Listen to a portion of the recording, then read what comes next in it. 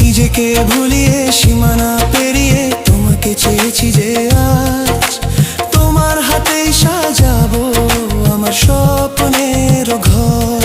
আমি তোমার প্রেমে পড়ে দুনিয়া ভুলে গেছি।